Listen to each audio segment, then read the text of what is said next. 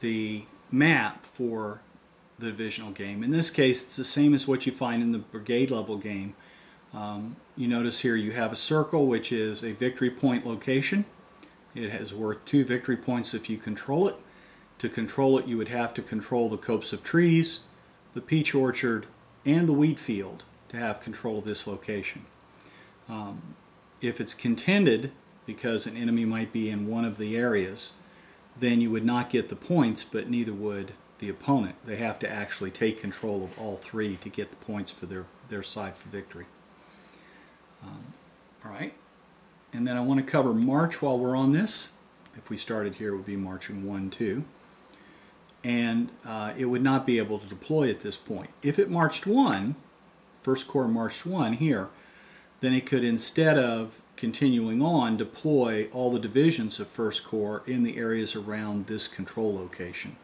So you don't have to have 1 per, you can have up to 3 divisions for the Union side or 2 divisions for the Confederate side in any one location. That's because of size of divisions and ability to deploy them on the field.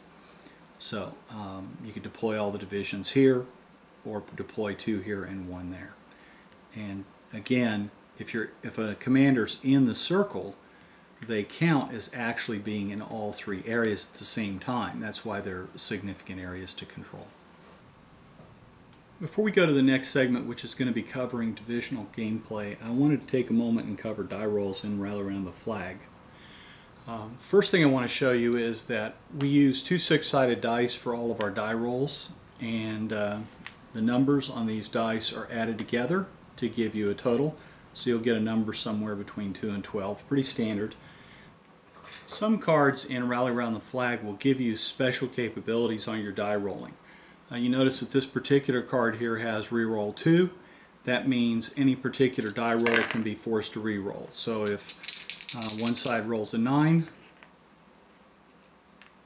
and the other side rolls an 8,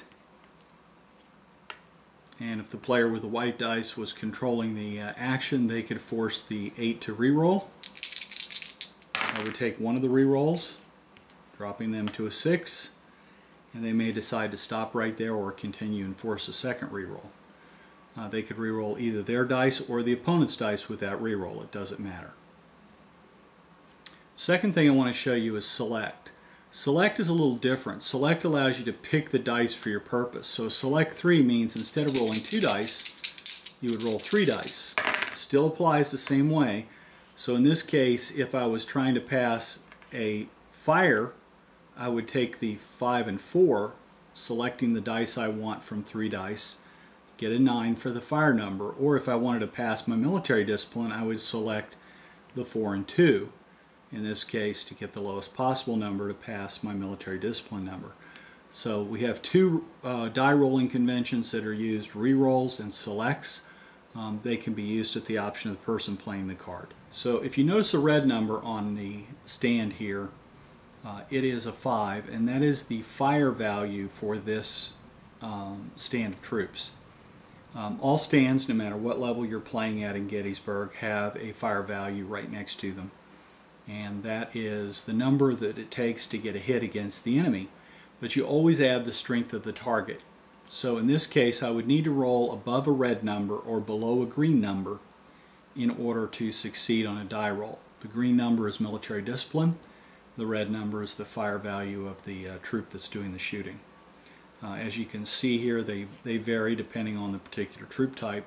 Here's a 1st U.S. Cav, and you notice that they have a fire number of 4 and a military discipline 11. This was Buford's division, and we're going to be demonstrating the divisional level play later on.